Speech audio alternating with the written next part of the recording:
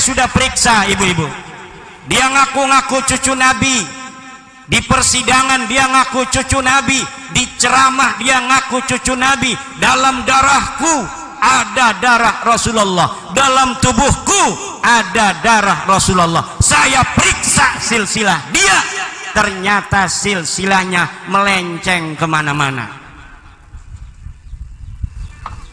Ini ibu-ibu ini manggut-manggut, kenapa? Ini calon menantu saya galak amat katanya.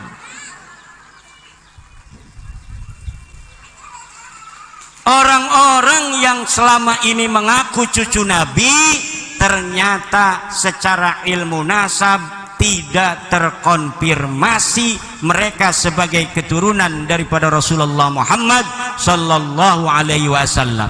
Dan saya siap untuk berdebat, saya siap untuk di pengadilan mempertanggungjawabkan kata-kata saya bahwa yang mengaku-ngaku keturunan Nabi Muhammad di Indonesia yang bergelar Habib-Habib itu bukanlah keturunan daripada baginda Nabi besar Muhammad sallallahu alaihi wasallam.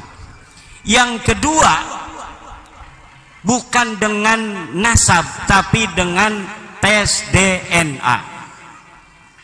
Kalau ada orang ngaku anak seseorang zaman sekarang, misalnya ada orang si Jabrik ngaku anaknya Kiai Anu yang sudah meninggal, tiba-tiba dia datang bahwa saya anak wayuan, anak candungan yang tidak diketahui orang, tiba-tiba datang minta warisan kepada keluarganya almarhum. Itu bisa dibuktikan dengan tes DNA. Dengan apa? Tes DNA.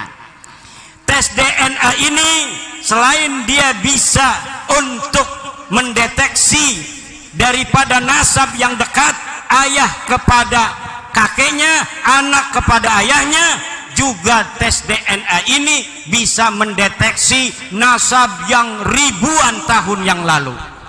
Karena apabila seseorang hari ini hidup, laki-laki dia, maka dia akan membawa kode genetik ayahnya, kode genetik kakaknya, genetik dadanya, terus sampai ke atas laki-laki Nabi Adam.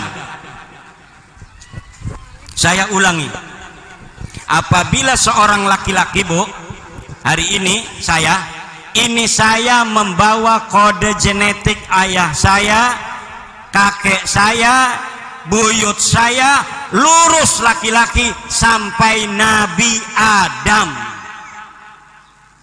Itu bisa dideteksi. Kalau seseorang hari ini mengaku sebagai keturunan daripada Rasulullah, maka dia harus mempunyai kode genetik Rasulullah. Haplografnya dulu dilihat. Haplografnya apa? Haplografnya Rasulullah, orang-orang Arab keturunan Quraisy adalah J1. Ambil darahnya, ambil hidungnya, ingus, ambil ludahnya, diperiksa di BRIN.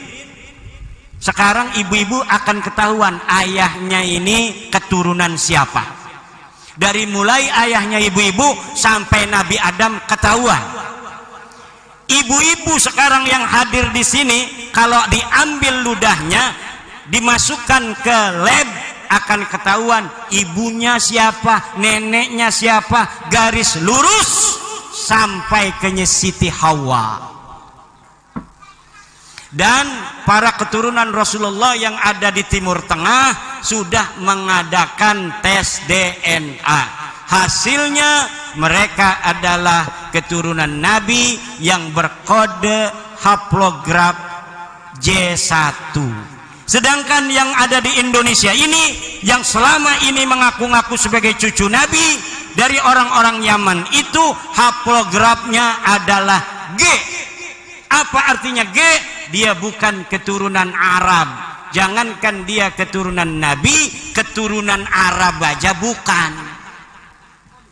Bahkan menurut Dr. Kain, Kebetulan saya punya nomor Dr. Kaim dan Dr. Sugeng Sugiharto dari Badan Riset Inovasi Nasional.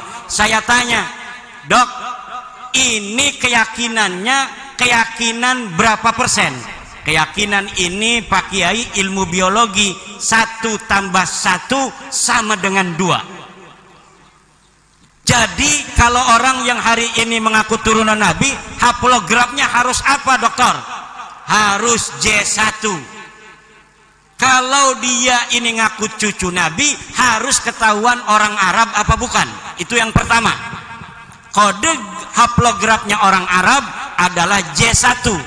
Setelah ketahuan kode haplograf J1 bahwa dia adalah orang Arab, nanti dicari kode genetik STR-nya yang menunjukkan bahwa dia keturunan Adnan. Kalau sudah ketahuan kode genetik Adnan, maka dicari kode genetik Bani Hashim. Setelah diketahui ada kode genetik Bani Hashim, dicari kode genetik Sayyid Ali. Karena keturunan Nabi Muhammad jalur laki-laki adalah mereka yang keturunan daripada Sayyidina Ali. Kalau sudah punya kode genetik Sayyidina Ali, maka harus dicari, kalau ngakunya jalur Imam Husain, harus ada kode genetik Imam Husain. Kalau dia ngakunya jalur Hasan, harus punya kode genetik Imam Hasan. Dan ternyata para habaib yang ada di Indonesia ini, dia tidak punya haplograf Arab, dia tidak punya kode genetik daripada Adnan, dia tidak punya kode genetik daripada Bani Hashim, dia tidak punya kode genetik daripada Quraisy, dia tidak punya kode genetik daripada Abi Thalib, dia juga tidak punya kode genetik daripada Sayyidina Ali dan Sayyidina